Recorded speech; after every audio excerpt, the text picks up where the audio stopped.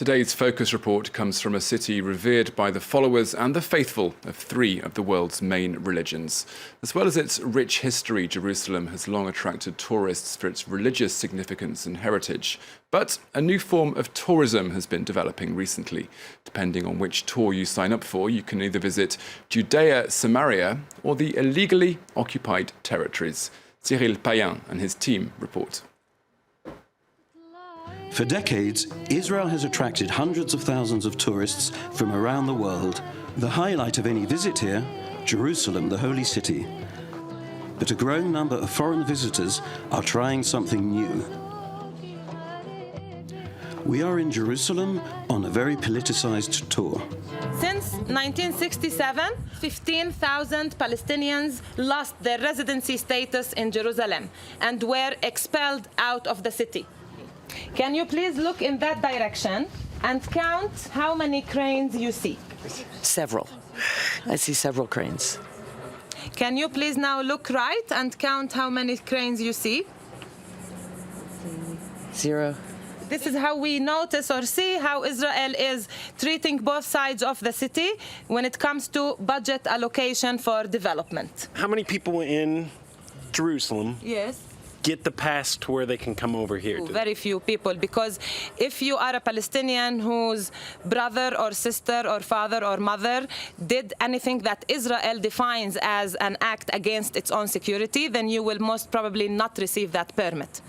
It's crazy, yeah. Hearing stories and how it affects the lives of Palestinian people who were originally here, yet are treated as second-class citizens.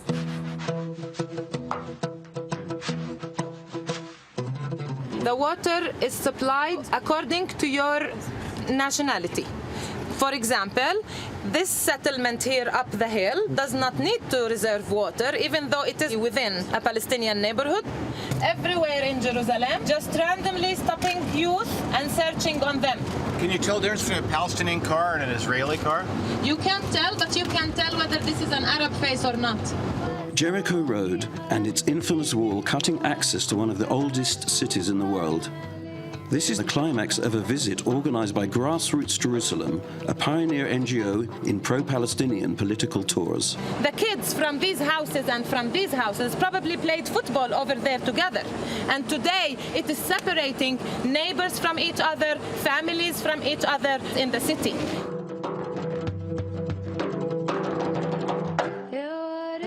Same country, same region, but often two realities.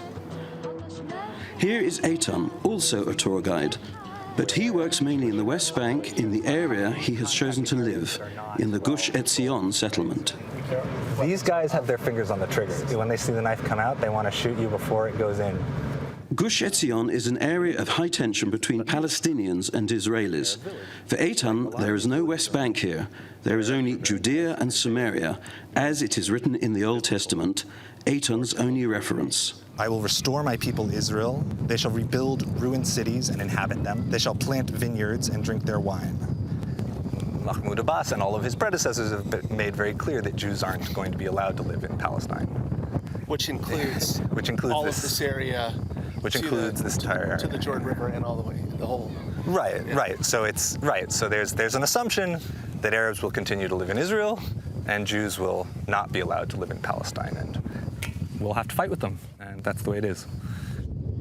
For most of us, we try to remain neutral as much as possible and create a balance between the two opinions. There are Arab Muslims, Arab Christians, Sephardic Jews, Ashkenazi Jews, and so on. In fact, there are 7.8 million people in Israel, and I think there are 7.8 million different opinions. This is the biblical heartland of the land of Israel. This is Judea. I'm a Jew. Right? Everybody look at me, you see me walking on the street anywhere in the world, oh, as a Jew. What does Jew mean? It means a person from Judea. You know, the struggle for peace is something the whole world has an opinion on, and rarely do they listen to the people that actually live here. Ben and I were on our way here. You know, he was asking me something about, how the Palestinians feel about us being here, and I don't dismiss the suffering of Palestinians. I don't pretend it doesn't exist. I don't pretend that I don't have any responsibility for it. Why it's happening and whose fault it is, ultimately, that's an opinion question, and I have my opinions about that. Back in the remote villages of the West Bank, Feiruz, the young guide and activist, has some new plans here. Her idea? To show tourists local development initiatives.